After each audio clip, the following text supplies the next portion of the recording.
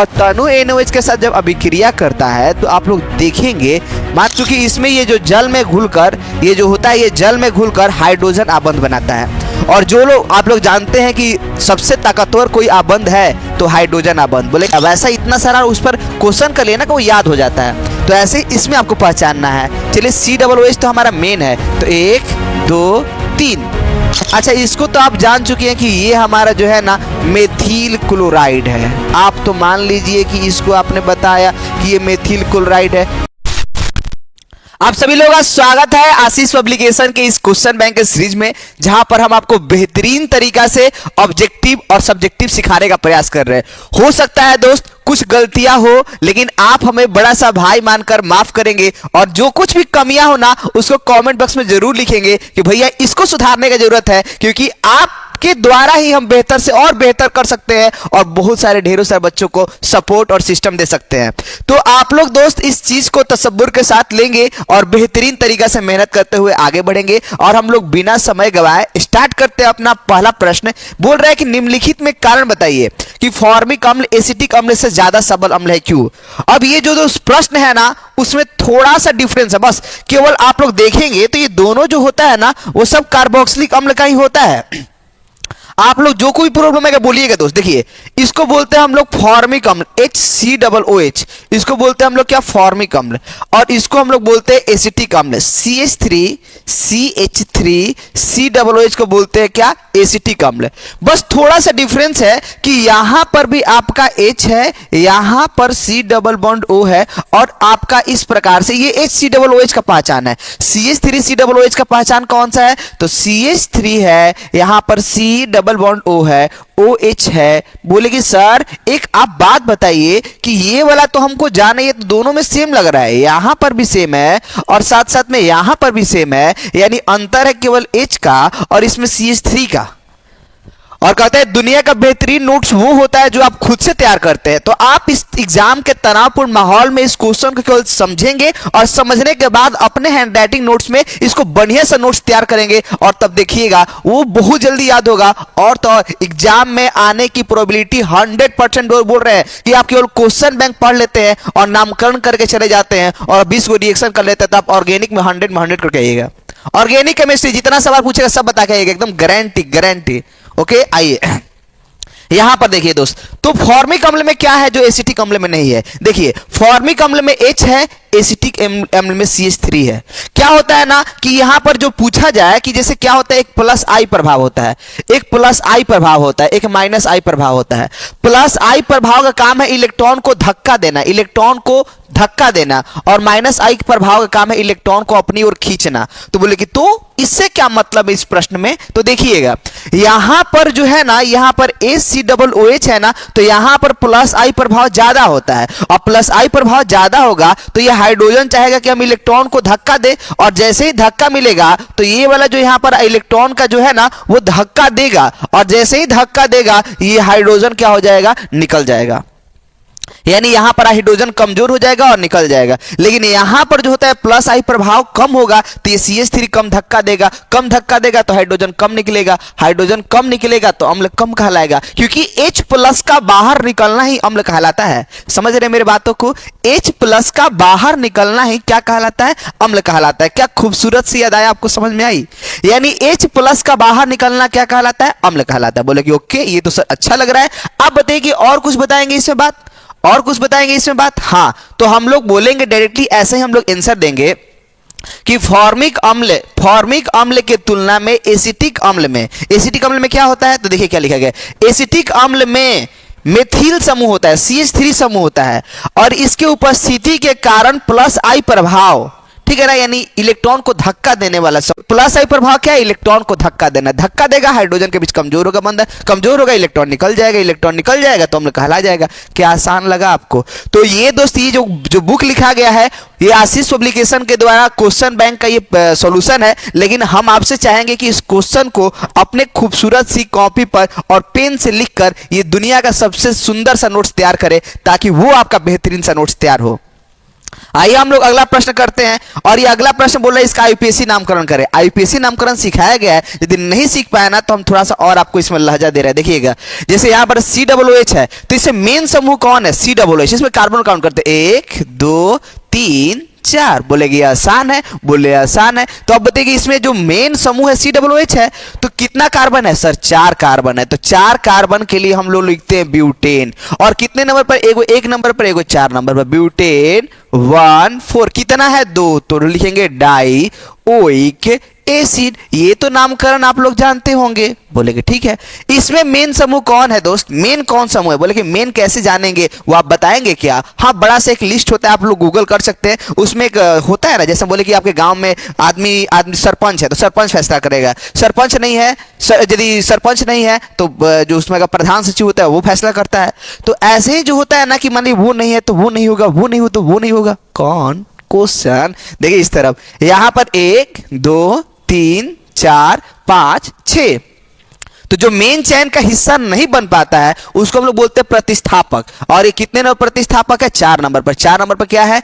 4 क्या हो जाएगा? मेथिल 4 क्या हो जाएगा? मेथिल। और कितना कार्बन है? 6, तो क्या हो जाएगा? हेक्सेन। और कितने नंबर पर? Hexane 1 oic acid. ये आपको अच्छा लगा? ये आपको अच्छा लगा दोस्त? आइए फिर हम लोग अगला प्रश्न करते हैं। तो देख लीजिएगा, यही आपका हो जाएगा। तो इस तरीके से आप कर सकते हैं। फिर नेक्स्ट बोल रहा है कि निम्नलिखित कारण बताइए कि आखिर एल्डिहाइड श्रेणी के आरंभिक सदस्य जल में घुलनशील क्यों होता है? जैसे मान लीजिए कि HCHO बोल दिए, तो आखिर इसमें क्या खास बात है? तो चूंकि इसमें ये जो जल में घुलकर, ये जो होता है, ये जल में घुलकर हाइड्रोजन आबंध बनाता है। और जो लोग आप लोग जानते हैं कि सबसे ताकतवर कोई आबंध है तो हाइड्रोजन आबंध। बोले हाइड्रोजन आबंध बनता कब है? जब भी हाइड्रोजन प्रबल विद्युत ऋणात्मक तत्व फोन यानी फ्लोरीन, ऑक्सीजन, क्योंकि यह जल में घुलकर हाइड्रोजन आबंध का निर्माण करता है। बस यही छोटा सा हो गया। अब बोलिए अगला बोल रहा है ना कि इसका आईयूपीएसी नामकरण करें। फिर वही सवाल है, आप लोगों से हम बोले कि चलिए नामकरण करना है। 1 2 3 4 कितने कार्बन हुए? 4। तो 4 के लिए क्या हो जाएगा? ब्यूटेन। ऐसे हो जाएगा ब्यूटेन। बोले सर आप इंग्लिश क्यों लिख रहे हैं, हिंदी लिखिए ना। दोस्त ऑर्गेनिक केमिस्ट्री इंग्लिश ही होता है, लेकिन खैर हिंदी भी लिख सकते हैं आपके लिए। ब्यूटेन 1 4 डाई ओइक एसिड बोल लो। Okay sir. अब इसमें आप लोग बताइए कि इसमें कितना कार्बन है? तो बोलिएगा इसमें मेन जो है ना, यहां पर जो लिखा गया ये COOH लिखा है। यदि यहां पर नहीं दिखाई दे रहा है हम आपको बता दें COOH है। ठीक है।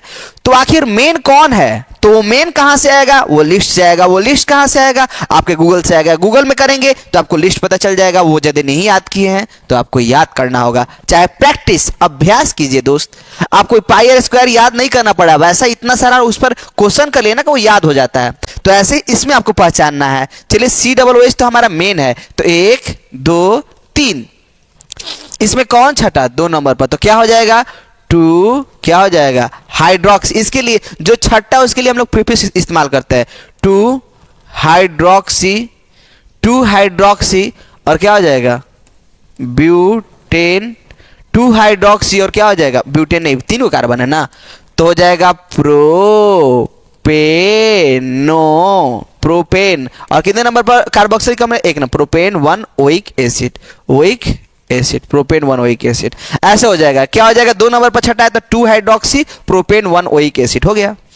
चलिए अब हम लोग आगे देखते हैं। 1 नहीं भी लिखेंगे तो कोई बात नहीं, क्योंकि 1 छुप जाता है। आइए फिर हम लोग अगला प्रश्न बोलते हैं। फॉर्मेलिन का आपको 2 उपयोग बताना है बेहतर सा। तो बोल रहे हैं कि मृत जीवों के परिरक्षण में, यानी जब कोई मर जाता है तो उसको बचाव के लिए, उसको ज्यादा दिन तक महके ना, खराब ना हो, उसके परिरक्षण में। फिर पौधे के परिरक्षण में, यानी पौधों को भी यदि बहुत दिन तक रखना होता है तो इसके लिए इस्तेमाल करते हैं फॉर्मेलिन का। फिर ये आप लोगों का सुंदर सा और प्यारा सा क्वेश्चन जो आप लोगों को पीछे भी सवाल में है, फ्रीडल क्राफ्ट एल्काइलेशन और फ्रीडल क्राफ्ट एसाइलेशन। यदि आप लोग वन शॉट नहीं देखे हैं चैप्टर नंबर 12 का जो आपका डिमांड था, तो जरूर देखिएगा दोस्त। और आप लोगों से हम पूरा रिक्वेस्ट करेंगे कि आप लोग पूरा चीज को एंजॉय करते हुए पढ़ेंगे, क्योंकि तनाव लेंगे उतना ज्यादा आप प्रेशराइज होंगे, और एंजॉय करके पढ़ेंगे जीवन लुप्त हो जाए। जीवन आपका एकदम लुप्त नहीं, जीवन आपका आनंद और खुशियों से भर जाएगा। आइए फ्रीडल क्राफ्ट एल्काइलेशन समझते हैं। देखिए इसको हम लोग बोलते हैं बालक, देखिएगा इसको हम लोग बोलते हैं क्या, इसको हम लोग बोलते हैं, इसको बोलते हैं बेंजीन। बोले सर हम जानते हैं ये बेंजीन ही है, हमारे चचेरा मामा का लड़का। बोले झूठा, ये मामा का लड़का है, ये बेंजीन हमको पहचानते भी हैं इसको, और ये तो बेंजीन है। लेकिन इसको बताइए तो इसको क्या बोलते हैं, इसको बोलते हैं मेथिल क्लोराइड। क्या बोलते हैं, मेथिल क्लोराइड। और बताए यहाँ पर एक छोटा सा बालक है CH3CO। अच्छा इसको तो आप जान चुके हैं कि ये हमारा जो है ना मेथिल क्लोराइड है। आप तो मान लीजिए कि इसको आपने बताया कि ये मेथिल क्लोराइड है, इसको बताएंगे क्या होता है, तो इसको हम लोग बोलते हैं एसीटिल क्लोराइड बोलते हैं। ठीक है, ओके सर, कितना अच्छा लगा। निर्जल AlCl3। अब जैसे निर्जल AlCl3 हुआ तो यहां पर जो अभिक्रिया करके बना, क्या हुआ बोलिए, बना, तो यहां पर जो बना उसको हम लोग टाउलिन बोलते हैं। इसको हम लोग क्या बोलते हैं, टाउलिन, टाउलिन बोलते हैं। ओके, और इसको हम लोग जो बोलते हैं, इसको हम लोग क्या बोलते हैं, इसको क्या बोलते हैं, COCH3। इसको हम लोग बोलते हैं एसीटाफिनॉन बोलते हैं। इसको क्या बोलते हैं, एसीटाफिनॉन बोलते हैं, एसीटाफिनॉन बोलते हैं। बोलेंगे अच्छा याद हो गया। अब हम लोग बोलेंगे फ्रीडल क्राफ्ट, इसको हम लोग बोलते हैं क्या मेरे प्रिय से दोस्त, इसको बोलते हैं हम लोग क्या, इसको बोलते हैं फ्रीडल, इसको बोलते हैं Friedel craft, Friedel craft alkylation बोलते हैं। इसको बोलते हैं फ्रीडल क्राफ्ट एल्काइलेशन बोलते हैं। ठीक है दोस्त, इसको बोलते हैं क्या, फ्रीडल क्राफ्ट एल्काइलेशन। और इसको बोलते हैं हम लोग क्या, फ्रीडल, क्या बोलते हैं, फ्रीडल क्राफ्ट, क्या बोलते हैं, एसाइलेशन। बोले ठीक है, फ्रीडल क्राफ्ट एसाइलेशन बोलते हैं। देखिए बोले परिभाषा क्या होगा, आप बताइएगा दोबारा। बोले हाँ, तो जब बेंजीन मेथिल क्लोराइड के साथ निर्जल AlCl3 की उपस्थिति में अभिक्रिया कराया जाए तो टाउलिन बनता है। इसको हम लोग फ्रीडल क्राफ्ट एल्काइलेशन कहते हैं। लेकिन वही जब बेंजीन एसिटिल क्लोराइड के साथ निर्जल AlCl3 की उपस्थिति में अभिक्रिया कराया जाए तो एसीटाफिनॉन बनता है। इसको फ्रीडल क्राफ्ट एसाइलेशन कहते हैं। खत्म हुआ। बस आपको चाहेंगे कि आप इसका डिफिनीशन कॉपी पर लिखेंगे। क्या लिखेंगे कि जब बेंजीन को मेथिल क्लोराइड के साथ निर्जल AlCl3 की उपस्थिति में अभिक्रिया कराया जाए तो टाउलिन प्राप्त होता है। इसको हम लोग फ्रीडल क्राफ्ट एल्काइलेशन बोलते हैं। लेकिन वही यदि आपसे बोला जाए कि जब बेंजीन की अभिक्रिया एसिटिल क्लोराइड के साथ निर्जल AlCl3 की उपस्थिति में कराई जाए तो उसे हम लोग क्या कहते हैं, एसीटा, तो क्या प्राप्त होता है, एसीटाफिनॉन। इसको हम लोग फ्रीडल क्राफ्ट एसाइलेशन कहते हैं। तो फ्रीडल क्राफ्ट एल्काइलेशन का ऊपर वाला पहले हिंदी लिखेंगे, उसके बाद ये आप लोग को रिएक्शन लिखना होगा, फिर नीचे वाला में डिफिनीशन लिखना होगा, उसके बाद ये नीचे, उसके बाद तो दो में दो मिलेगा ही यार, मिलेगा ही मिलेगा। आइए तो थोड़ा सा हम लोग देख लेते हैं कि क्या इसमें कहीं गलती तो नहीं ना किया है, गलती तो नहीं ना किया है, नहीं किया है, गलती नहीं किया है। चलिए ओके डन है, सही है, सही है, सही है, सही है। फिर अगला सवाल है कि आप एल्डोल संघनन के बारे में आपको संक्षिप्त विवरण देना है कि आखिर ये एल्डोल संघनन, एल्डोल संघनन क्या है और ये कैसे काम करता है। बोले कि अच्छा चलिए हम आपको बता दे रहे हैं एल्डोल संघनन के बारे में, एल्डोल संघनन के बारे में। लेकिन उससे पहले आपको जानना होगा इसको हम लोग क्या बोलते हैं, इसको हम लोग बोलते हैं एल्डिहाइड समूह। बोले जानते क्या, पहले से पहचानते हैं। लेकिन इसके बाद यदि कोई कार्बन लगा उसको बोलते हैं अल्फा कार्बन, उसके बाद कोई कार्बन लगा रहा था उसको बोलते हैं बीटा कार्बन, उसके बाद कोई कार्बन लगा रहा था उसको हम लोग बोलते हैं गामा कार्बन। इतना बात तो क्लियर हुआ। बोले कि हाँ इतना बात तो क्लियर हो, बगल वाले को अल्फा बीटा गामा ऐसे करके बोलते हैं। ठीक है, तो यदि हम बोले कि यहां पर ये जो लगा हुआ है दोस्त, यहां पर जो लगा हुआ है ये हमारा अल्फा कार्बन वाला है, और यहां पर यदि ऐसा हुआ इस तरीका से तो इसको हम लोग क्या बोलते हैं, ये भी हमारा अल्फा कार्बन वाला हुआ। यानी इसको बोलते हैं, इसके बगल में कार्बन है ना तो इसको हम लोग क्या बोलेंगे, अल्फा कार्बन परमाणु वाला एल्डिहाइड, अल्फा कार्बन परमाणु वाला एल्डिहाइड। इसको बोलते हैं अल्फा कार्बन वाला कीटोन। ठीक है ना, इसमें अल्फा कार्बन वाला एल्डिहाइड, इसको बोलते हैं अल्फा कार्बन वाला कीटोन। ठीक है, तो ये क्या करता है ना कि ये हमारा अभिक्रिया करता है किसके साथ, NaOH के साथ, क्षार के साथ हमारा अभिक्रिया करता है। और कैसा क्षार है, तनु, इसमें लिख सकते हैं ये जो क्षार है ना वो तनु NaOH के साथ अभिक्रिया करता है। किसके साथ? तनु NaOH, यानी उसमें जो मात्रा कंसंट्रेशन लेवल है वो कम है। और तनु NaOH के साथ जब अभिक्रिया करता है तो आप लोग देखेंगे, मान लीजिए कि हम बोले कि CHO के बाद एक कार्बन, इसको अल्फा बोलते हैं, लेकिन वही यदि हम आपसे बोल दे कि CHO के बाद एक कार्बन नहीं बालक, कितने कार्बन? 2 कार्बन नहीं बालक, 3 कार्बन, तो इसको बोलेंगे अल्फा और इसको क्या बोलेंगे? बीटा। और मान लीजिए बीटा पर यदि OH हो तो आप लोगों से हम जवाब पूछना चाहेंगे, जितने भी ऑर्गेनिक केमिस्ट्री पढ़ने वाले हैं आप लोग बताइए इसमें मेन कौन है? तो मेन एल्डिहाइड है, क्योंकि एल्डिहाइड हमारा अभिक्रियात्मक समूह के लिस्ट में पहले आता है। बोले कौन सा लिस्ट बोल रहे हैं? तो गूगल पर आप लोग निकाले होंगे वही वाला। तो इसके लिए इस्तेमाल करते, इसका जो नाम हो जाएगा वो नाम होता है क्या? Beta hydroxy. क्या नाम होगा? Beta hydroxy. और क्या नाम होगा? एल्डिहाइड। ऐसे एल्डिहाइड क्या हो जाएगा? Beta hydroxy aldehyde. ये इसका क्या हो जाएगा? नाम हो जाएगा। क्लियर हुआ इतना? और वही यदि हम आपसे बात करें कि बीटा हाइड्रोक्सी कीटोन, इसका जैसे नामकरण कैसे होगा, देखिएगा, थोड़ा गौर फरमाइएगा तो आप लोगों को बहुत अच्छा चीज सिखाने वाले हैं। ये जो है हमारा, इसको हम लोग बोलते हैं कीटोन समूह, बोले कि है, तो इसमें भी 1 नंबर पर नहीं आएगा, 2 नंबर पर आएगा। कौन? OH। तो इसको हम लोग भी ऐसे देखिएगा नाम रख रहे हैं। तो देखिए इसका नाम क्या रखेंगे? इसको बोलेंगे क्या?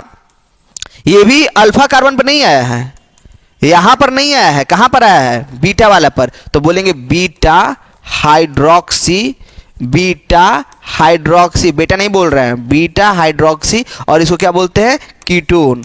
तो डिफिनीशन हमारा एल्डोल संघनन का क्लियर हुआ। क्या एल्डोल संघनन है थोड़ा समझिएगा। हम लोग कैसे इसका डिफिनीशन दे रहे हैं, देखिए कैसे हम लोग डिफिनीशन देंगे। जब देखिएगा, जब अल्फा कार्बन वाला एल्डिहाइड, जब अल्फा कार्बन वाला एल्डिहाइड, ठीक है समझिएगा, जब अल्फा कार्बन वाला एल्डिहाइड क्षार NaOH, जब अल्फा कार्बन वाला एल्डिहाइड क्षार NaOH और कैसा? तनु NaOH या तनु क्षार के साथ अभिक्रिया कर क्या बनाता है? बीटा हाइड्रोक्सी एल्डिहाइड बनाता है। या हो सकता है कि हमारा कीटोन क्षार के साथ अभिक्रिया कर बीटा हाइड्रोक्सी कीटोन बनाता है। यार 2 तो कॉमन है, बीटा हाइड्रोक्सी इसमें भी है। तो पता है कैसे बोलेंगे? जब अल्फा कार्बन वाला, यदि आप लोग डिफिनीशन लिखना चाहेंगे तो आप लोग क्या लिखेंगे? थोड़ा सा केवल आगे का हम अटैच करते हैं, बाकी सब हम चाहेंगे कि आप खुद बनाएं, क्योंकि दुनिया का बेहतरीन नोट्स वो होता है जो आप खुद से तैयार करते हैं। तो क्या लिखेंगे? जब अल्फा कार्बन युक्त, जब अल्फा कार्बन युक्त एल्डिहाइड या कीटोन किससे अभिक्रिया कर? एल्डिहाइड या कीटोन तनु किससे? तनु NaOH से अभिक्रिया कर, तनु NaOH से अभिक्रिया कर, अभिक्रिया कर क्या बनाता है? अभिक्रिया कर क्या बनाता है? अभिक्रिया कर beta hydroxy aldehyde, beta hydroxy aldehyde या बीटा हाइड्रोक्सी एल्डिहाइड या कीटोन, बीटा हाइड्रोक्सी एल्डिहाइड या कीटोन बनाता है। और इसी को हम लोग क्या बोलते हैं? एल्डोल संघनन बोलते हैं। इतना बात आप लोगों को क्लियर हो रहा है कि हमने आपको क्या क्या सिखाया बहुत कुछ, लेकिन बस यहां पर आप लोगों को सीखना है कि जब अल्फा कार्बन वाला एल्डिहाइड हो या फिर कीटोन हो। क्यों? क्योंकि हमारा एल्डिहाइड के बाद कार्बन वाला है, ठीक है, वो तनु क्षार के साथ अभिक्रिया कर बीटा हाइड्रोक्सी एल्डिहाइड या बीटा हाइड्रोक्सी कीटोन बनाता है। और इसी को हम लोग क्या बोलते हैं? एल्डोल संघनन बोलते हैं। बोले कि सर क्लियर हो गया, आज के बाद ये प्रॉब्लम कभी नहीं होने वाला है। बोले ठीक है, इसमें थोड़ा रिएक्शन नहीं दिया गया, आप लोग घबराने की जरूरत नहीं है, क्योंकि रिएक्शन हमने आपको बताया और बहुत कुछ सिखाया। बोले कि अच्छा जी, अब आइए हम लोग आगे चलते हैं। चलिए देखते हैं। बोले क्या देखते हैं? ओहो, चलिए देखिए, थोड़ा सा हो सकता है कि आप लोगों को देखने में क्या प्रॉब्लम हो रहा है, क्या नहीं होगा। चलिए देखते हैं। अगला आपसे रिएक्शन बोल रहा है, ये बोल रहा है कि आईपीएसी नामकरण इसका करना है, इसका आईपीएसी नामकरण करना है। देखिए ये जो है ना, ये वाला जो समूह जो दिखाई दे रहा है ना, वो आप लोगों का एसिड एमाइड समूह है। कौन सा समूह है? Acid amide. यानी आप इसको ऐसे भी लिख सकते हैं, आप इसको ऐसे भी लिख सकते हैं, CONH2, इसको हम लोग बोलते हैं एसिड एमाइड।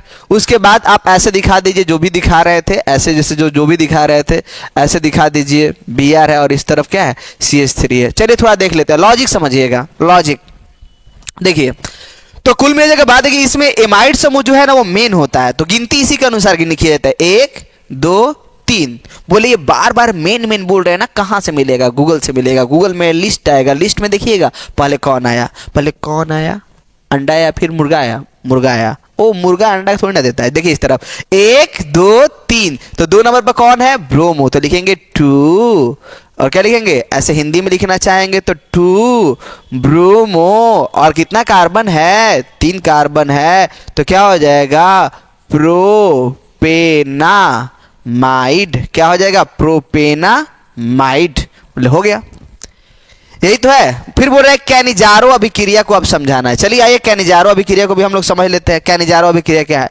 जैसे एल्डोल संघनन में है ना कि अल्फा कार्बन वाला एल्डिहाइड चाहिए, लेकिन कैनिजारो अभिक्रिया में बिना अल्फा कार्बन, जैसे हमने बोला, आपको सिखाया भी था कि मान लीजिए कि हमारा एल्डिहाइड मान के है ही, उसके बगल में यदि कार्बन नहीं है ना तो उसको बोलते हैं बिना अल्फा कार्बन वाला एल्डिहाइड। इसमें कोई हमारा अल्फा कार्बन नहीं है, समझ रहे हैं? इसमें हमारा अल्फा कार्बन नहीं है। जब बिना अल्फा कार्बन वाला एल्डिहाइड क्षार NaOH से अभिक्रिया करता है, इसकी मात्रा हम लोग बोल रहे हैं कि इसमें जो NaOH की जो मात्रा है वो 50%, मतलब क्षार है, ज्यादा मात्रा है, सांद्र NaOH से अभिक्रिया कराते हैं तो हमारा मेथिल अल्कोहल बनता है। क्या बनता है? मेथिल अल्कोहल बनता है, ठीक है।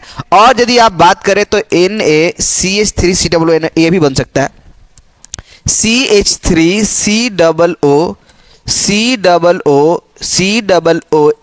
यानी सोडियम एसीटेट भी बनता है।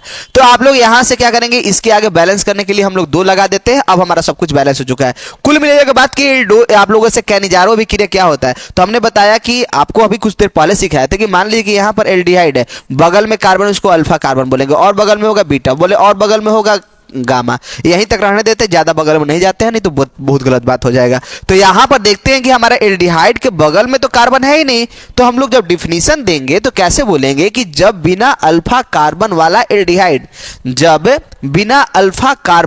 एल्डिहाइड सांद्र NaOH से अभिक्रिया कर मेथिल अल्कोहल का निर्माण करता है, उसी को हम लोग क्या बोलते हैं? कैनिजारो अभिक्रिया बोलते हैं। लेकिन उसमें एक थोड़ा सा बात है, पता है क्या दोस्त, कि आप जब इसका डिफिनीशन दे रहे होंगे ना तो यहां पर बहुत सारा छोटा छोटा ऑब्जेक्टिव निकलता है। और बहुत बार पूछा है कैनिजारो अभिक्रिया में क्या जरूरत होता है, तो फॉर्माल्डिहाइड। आपसे बार बार पूछेगा ना कि बताइए कैनिजारो अभिक्रिया का फलस्वरूप क्या बनता है, तो मेथिल अल्कोहल। ये बार बार ऑब्जेक्टिव में पूछा गया, आप जाके चेक कीजिए, मिलाइए, यही बार बार आया है।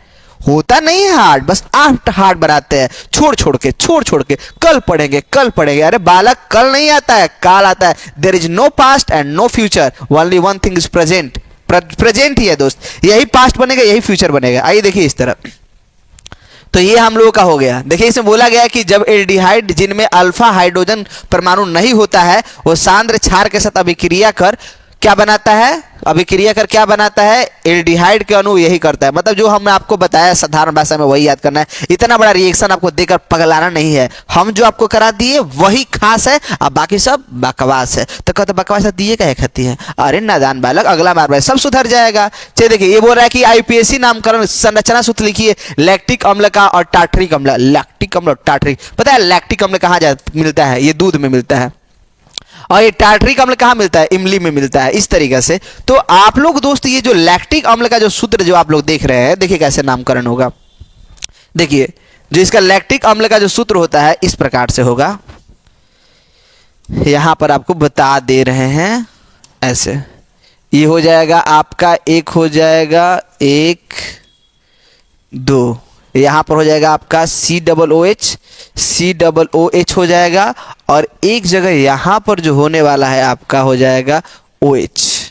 ठीक है, तो देखिए इसका जो हम लोग का आईपीएसी नामकरण जब हम लोग करने चलेंगे, इसका आईपीएसी नामकरण, तो बताइए कितना कार्बन है? 3 कार्बन। कहां से गिने? तो मेन कौन है? COOH। तो गिनिए 1 2 तीन। बोले सर कोई छटा क्या? हाँ ये वाला छट गया, और जो छटने वाला होता है उसके साथ हम लोग प्रीफिक्स लगाते हैं। और जितने लोग बच्चे बार बार पढ़ रहे हैं ना, OH के लिए हम बार बार लगाते हैं हाइड्रोक्सी। क्या हो जाएगा?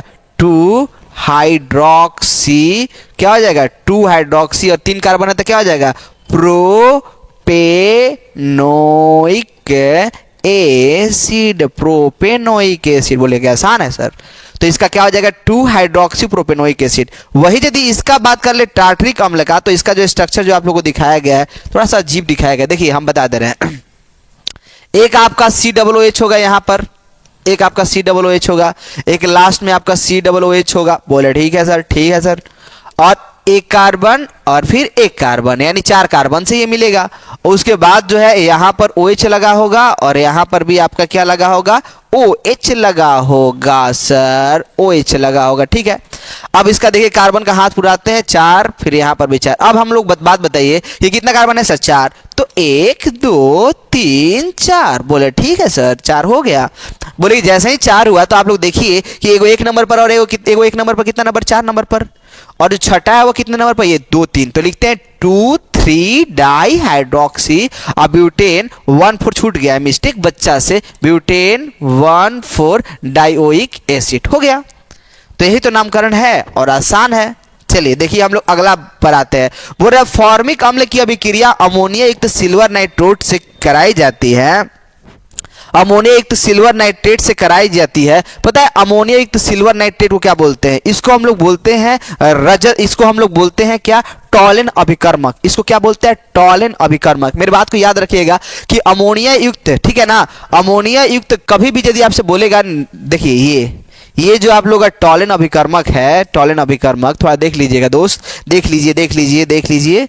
आज के बाद याद रहेगा, जान पहचान पुराना रहेगा। AG, ठीक है ना, AgNH3 होल ट्वाइस। यहां पर कभी प्लस देता है, और यदि प्लस नहीं देगा, यदि यहां पर मान लीजिए प्लस नहीं देगा, तो साथ में आपका क्या देगा? इधर OH देगा। प्लस नहीं दिया होगा तो क्या बोल रहा है कि विलयन से टॉलन अभिकर्मक कहते हैं। देखिए यहां पर बोला भी गया है सिल्वर नाइट्रेट के विलयन, जो सिल्वर हमारा नाइट्रेट है, ठीक है ना, तो जो सिल्वर नाइट्रेट का हमारा जो विलयन है, ओहो मेरे से मिस्टेक हो रहा है, NH3 यहां पर भी मिस्टेक किया है। NH3 नहीं, AgNO3 है, यहां पर मिस्टेक हुआ मेरे से, sorry. AgNO3, Ag nitrate, NO2 sorry sorry sorry, NO2। यहां पर दोस्त आप लोगों को देखिएगा, यहां पर मिस्टेक किया है, NH3 नहीं, क्या होगा वहां पर? NH2। यहां पर जो बहुत सारा मिस्टेक कर दिया गया है, तो हम चाहेंगे कि आप इस चीज को सुधार लें कि यहां पर AgNO2 होता है, ठीक है, तो आप चीज को सुधार लेंगे।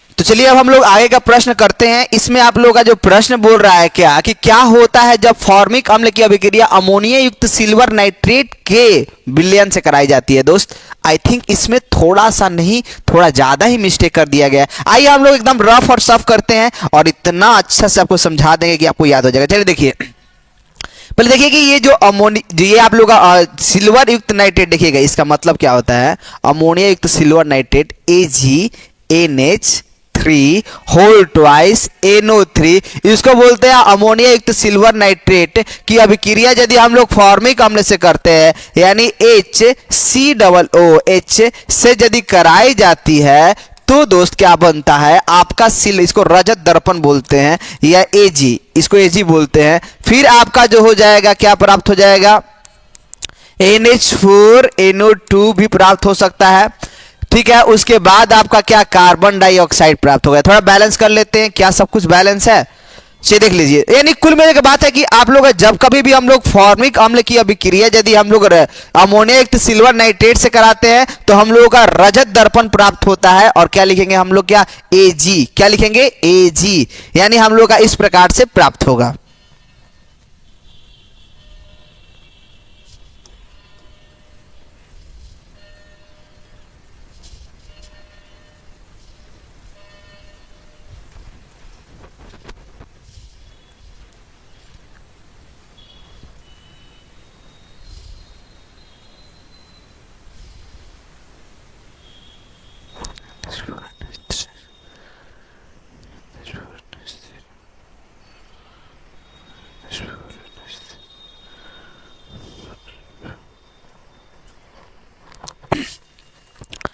चलिए तो हम लोग प्रश्न करते हैं। अब आप लोगों का ये जो प्रश्न पूछ रहा है वो पूछ रहा है कि फॉर्मिक अम्ल की अभिक्रिया अमोनिया युक्त सिल्वर नाइट्रेट से कराई जाए, कि विलयन से कराई जाए तो क्या प्राप्त होता है। ये खूबसूरत सा क्वेश्चन जो होता है ऑब्जेक्टिव में बार बार कहीं ना कहीं से निकलकर टपक ही जाता है। तो आइए हम लोग थोड़ा देख लेते हैं। और ये जो लिखा गया है ना वो आई थिंक गलत लिखा गया है, जो जवाब लिखा गया है। चलिए हम लोग सुधार देते हैं और सुधारने के बाद ये चीज को हम लोग अच्छा से करते हैं। देखिएगा क्या हम लोग करेंगे, देखिएगा इसको हम लोग बोलते हैं, देखिएगा अमोनिया युक्त सिल्वर नाइट्रेट का हम सूत्र लिखते हैं AgNH3 होल ट्वाइस, ठीक है ना।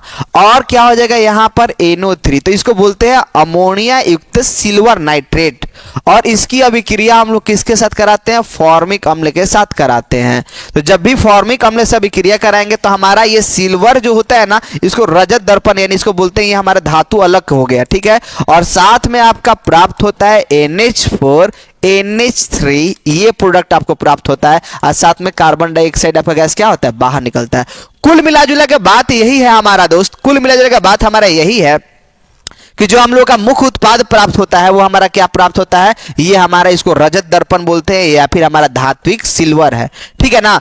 तो हम लोग डायरेक्टली बोलेंगे कि जब अमोनिया युक्त सिल्वर नाइट्रेट की अभिक्रिया फॉर्मिक अम्ल से कराई जाती है तो हमें धात्विक सिल्वर, धात्विक चांदी, इसको बोलते हैं चांदी, प्राप्त होता है। इसी को हम लोग क्या बोलते हैं, यही हमारा प्राप्त होता है। और लिखने के बाद ये आप लोग हिंदी लिख दीजिएगा।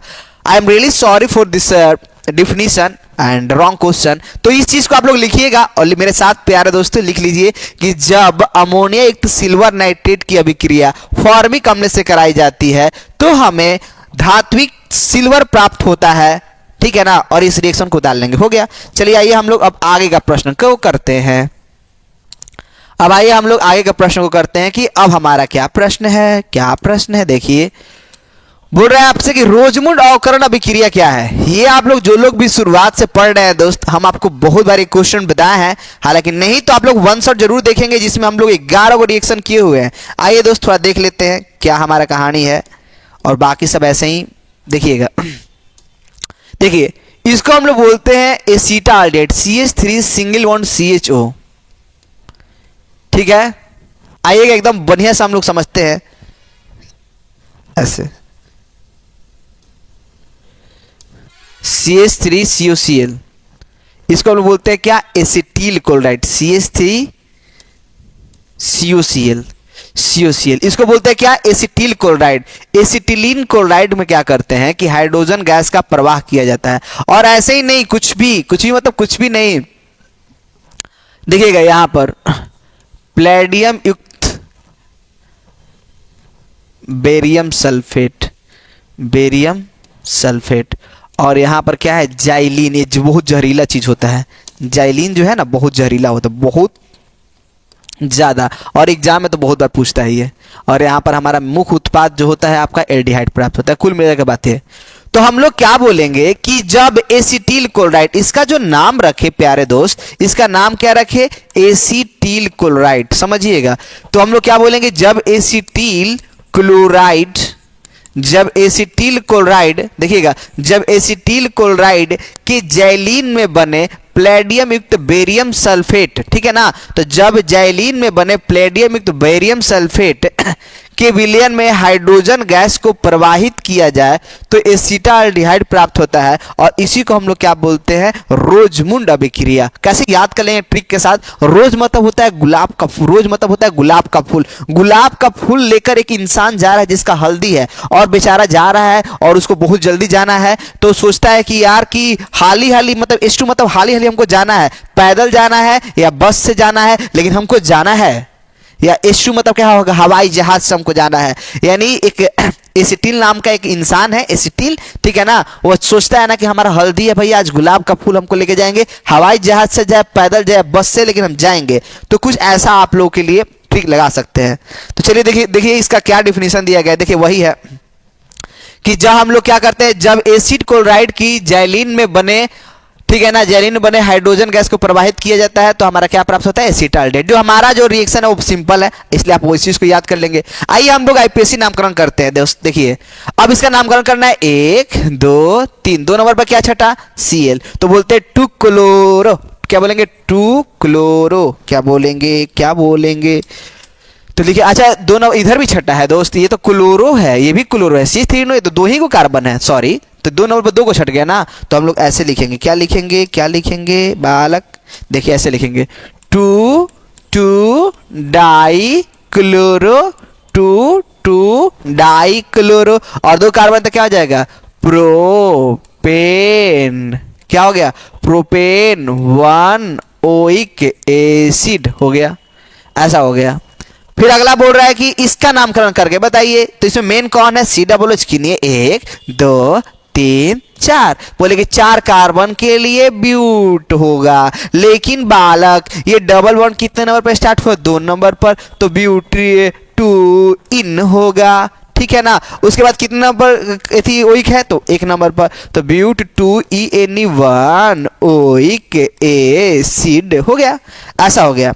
फिर इसमें आप लोगों को देखना है, इसमें आप लोगों का मेन कौन है, मेन तो भैया COOH होता है। सर कैसे पता चलता है, वो लिस्ट से आपको पता चलता है, ठीक है, तो आप लोग लिस्ट जाके कवर कीजिएगा, आप लोग बहुत अच्छा से कवर कर लीजिएगा। तो कितने नंबर पर ये छट रहा है, तो 3 नंबर पर, इसको बोलते हैं कीटोन। कीटोन के लिए कोई कीटो लिखता है, कोई ऑक्सो लिखता है, हमको अच्छा लगता है ऑक्सो, तो हम ऑक्सो लिखेंगे, तो 3 ऑक्सो, और कितना कार्बन, 4 हो गया, तो हो जाएगा, हम लोग लिखेंगे, क्या लिखेंगे, क्या लिखेंगे, ऐसे लिख सकते हैं हम लोग, ब्यूटेन, और कितने नंबर पर, 1 नंबर, ब्यूटेन 1 ओइक एसिड हो गया। चलिए मिला लीजिए, सब सही है कि नहीं। तो 2 डाइक्लोरोएथेनोइक अम्ल हो गया, ये भी हमारा आसान है। फिर हो गया ब्यूट 2 इन ओइक एसिड, ब्यूट 2 इन ओइक अम्ल, ये भी सही है। फिर 3 ऑक्सो, ये भी हो गया। यानी आप लोग जो भी क्वेश्चन कर रहे थे ना दोस्त, आप उसको कर चुके हैं।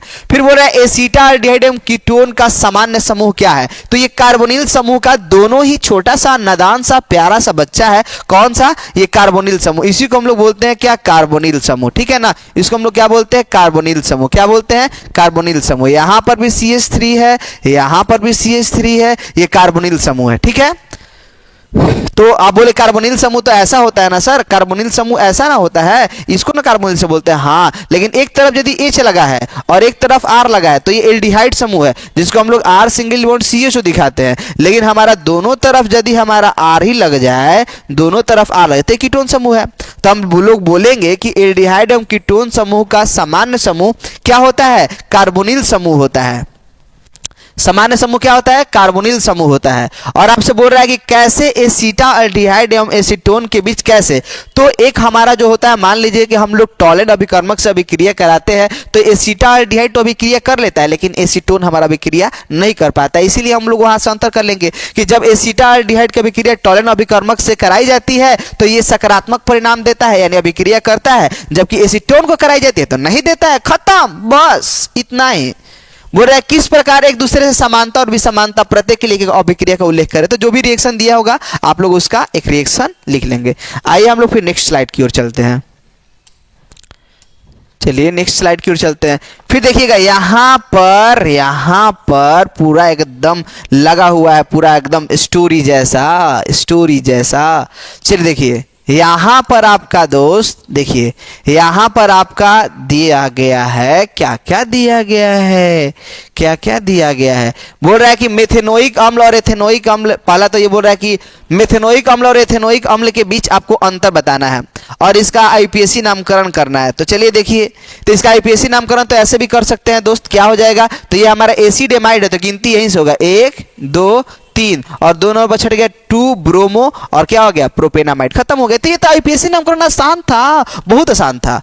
ठीक है, उसके बाद बोल रहा है कि मेथेनोइक अम्ल एथेनोइक अम्ल के बीच के अंतर को लिखे। ये बोल रहा है कि मेथेनोइक अम्ल और एथेनोइक अम्ल के बीच अंतर को बताना है। तो आइए मेथेनोइक अम्ल का देखिए। पहला मेथेनोइक अम्ल में एक एल्डिहाइड समूह हो सकता है क्योंकि एक मेथेनोइक अम्ल ऐसा है ना कि एस सिंगल बॉन्ड COO से लगाते हैं, इसमें एल्डिहाइड समूह टपक जाएगा लेकिन हमारा एसिड मतलब आपको एसिटिक एसिड में नहीं होगा। इसलिए फॉर्मिक अम्ल क्या होता है ना कि एल्डिहाइड वाला सबन से अभिक्रिया कर लेता है। कैसे कि एल्डिहाइड काम करता है।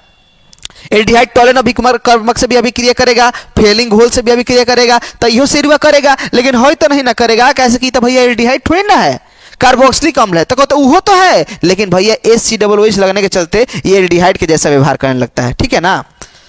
तो बोले कि यह जो होता है टॉलेंट अभिकर्मक से अभिक्रिया कर सिल्वर दर्पण देता है लेकिन यह नहीं देता है। ये मेथेनोइक अम्ल फेलिंग होल से अभिक्रिया करता है, ये नहीं करता है। हो गया 3 गो अंतर, एनफ है।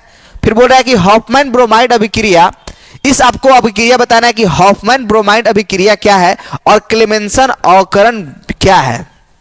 चलिए हम लोग बेहतरीन सा अंदाज आपको दिखाने का प्रयास करते हैं और कुछ समझाने का प्रयास करते हैं।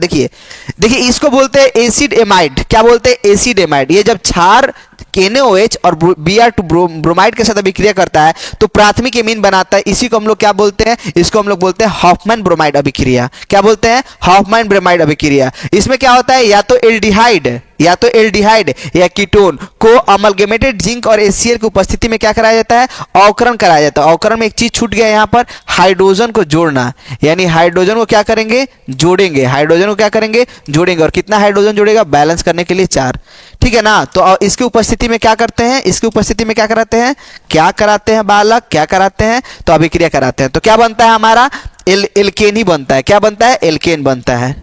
फिर बोल रहा है कि अंतर स्पष्ट करने के लिए जांचों को लिखे। जैसे ये सबका जांच लिखा गया है कि भैया एक वो हमारा अभिक्रिया करेगा, दूसरा हमारा अभिक्रिया करने वाला नहीं है। उसके बाद सब नॉर्मल है, आप लोग रिएक्शन करके आप लोग याद कर लेंगे।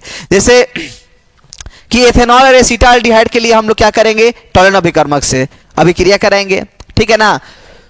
तो उसके बाद फिर फिनॉल और कार्बोक्सिलिक अम्ल में भी ऐसे ही हम लोग, यानी सबके लिए कुछ ना कुछ अभिक्रिया हमको दिया गया जिसमें एक अभिक्रिया करेगा, दूसरा अभिक्रिया नहीं करेगा। इस तरीके से आप लोग पूरा चीज को फिनिश कर सकते हैं। Thank you so much for watching this video.